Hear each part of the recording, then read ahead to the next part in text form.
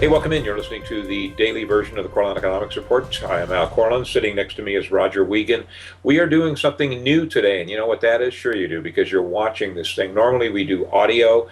Decided to take my friend Scott Gibson's advice and start doing video for Kitco. I think it's more interesting for you folks to watch, so here we are.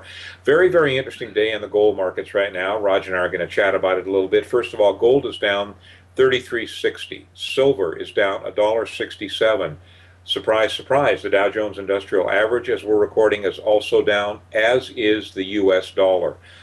My personal opinion is all of this is a reflection on some real concern and some real fear that's going on out there. Roger's got a little bit more in-depth analysis of this. He brings in two things. One is the Operation Twist, which was brought up by the U.S. monetary authorities last week, and then Roger also brings in the situation over in Europe, which I think is very, very interesting.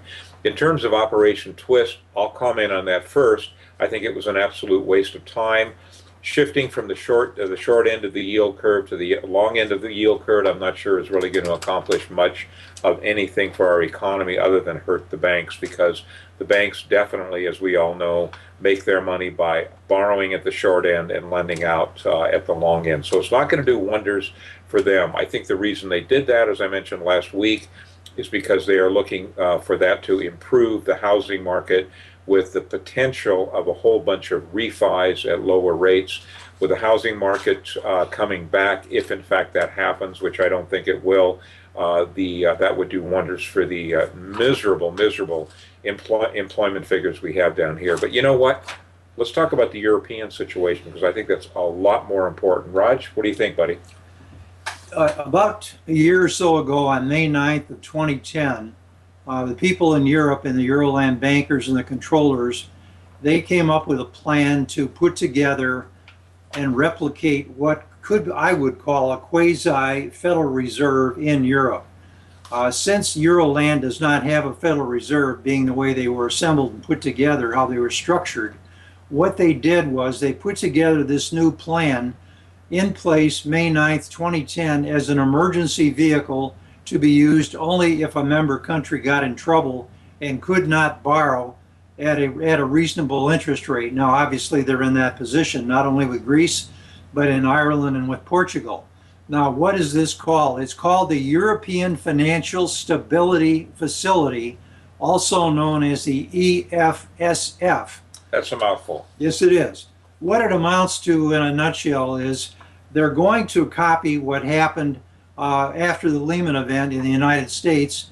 They're going to take all the debts of the member nations, at least the ones they choose, and they're going to put them into this facility, and then they'll be sliced and diced and sold off as credit CDOs, much like what happened in the United States.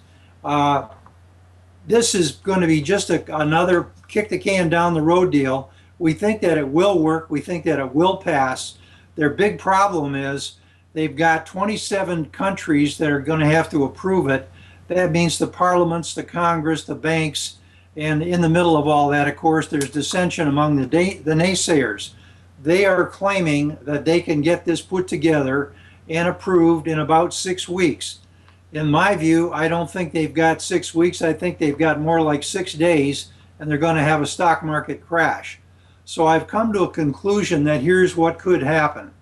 I think that in conjunction with Mr. Bernanke is going to announce a new QE3, which everybody's been wanting anyway in the States.